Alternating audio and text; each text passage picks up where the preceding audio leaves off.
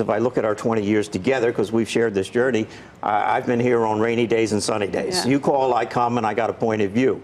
I feel pretty good about next year, 2019. I think the economy will still be fine. I think vehicle sales will still be in the high 16 million range, maybe back off a percentage point or two because of substitution into nearly new.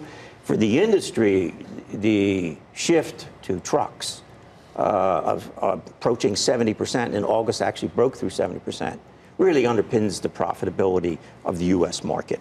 Trucks are very profitable for suppliers, manufacturers, and for us. So the outlook is pretty good for the industry through 2019. Pretty good sounds like you do have a few concerns. We've heard people talk about peak auto for years at this point. Well, I declared peak auto on this set, yeah. I think it was January 2016. I said, okay, we're at the peak, but it's a nice, enjoyable peak. I think it'll continue to run until inflation rears its ugly head and the Federal Reserve raises rates significantly above neutral. Because of what it would mean for auto loans? Yes, yeah. Yes. Once inflation breaks out, the Federal Reserve will raise rates to tamp down inflation, which makes the cost of housing and automobiles higher.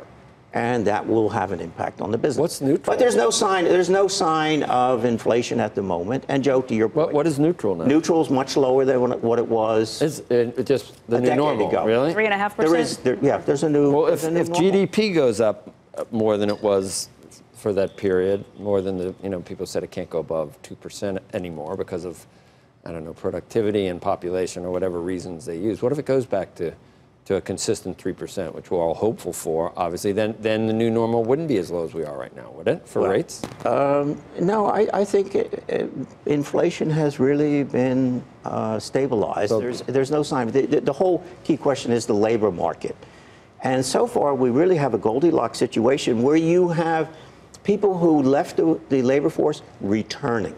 So that while you have low unemployment, there's more workers coming back into the labor force every month. But you think so that could run for a few years? I mean, if people in the past were willing, with a lease or a purchase, to be up in the high single digits, you think that if it doubled from where it is, all of a sudden they're not going to like it there? The difference is that cars cost a lot more than they used to. I mean, if you're talking about a $60,000 or $70,000 but that's loan, all inflation adjusted too. No, the cars. Listen, let me be clear. Once inflation rears its ugly head and the Federal Reserve decides to raise rates above neutral, what happened to the 10-year, 11-year age of the average car that hasn't been replaced? That's all been taken care of? Joe, all I'm saying is the day will come that when we're not there yet. It's still over the horizon. But I think the idea that the consumer is willing to pay any rate that it has no impact on consumer behavior. Well, I'm just asking whether it's from a low level, if it doubles, but it's still at a historically low level. Is that what we're talking about, or is there an actual number where suddenly people feel the pinch? It's a question we ask about everything. The other thing I'm asking is whether you're willing, the trade-off of having a really strong economy is higher inflation and higher rates. When do you decide, wow, I'd rather not have as strong an economy because the headwinds are actually self-fulfilling from the higher rate? I mean, you would normally like a really strong consumer. You would like 3% growth. But if it causes inflation and higher rates, you wish you didn't have it? Is there a perfect sweet spot? We're in that perfect sweet spot. Right now. And we may be in that sweet spot for a few more years, in that you have very low unemployment, but with workers returning to the workforce. So the wage inflation is very much balanced and under control.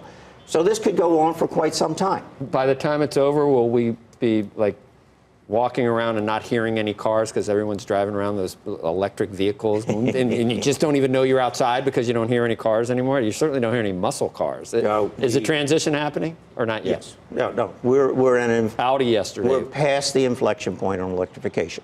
Electrification is... When is it 30%? Oh, that's probably a decade away.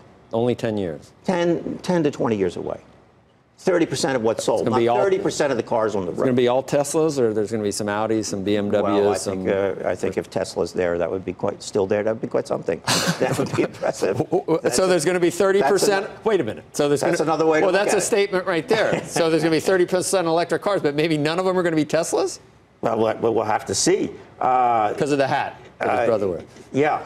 I almost wore that big cowboy hat today that you were showing. You would never. Yesterday. You would never. I was going to bring a joint and a Jack Daniels. I don't mind the joint. It's that ugly big hat. Cowboy hat. Yeah, and take some tips from my fellow CEOs. So and declare I'm running for president. I was going to do that also. But anyway.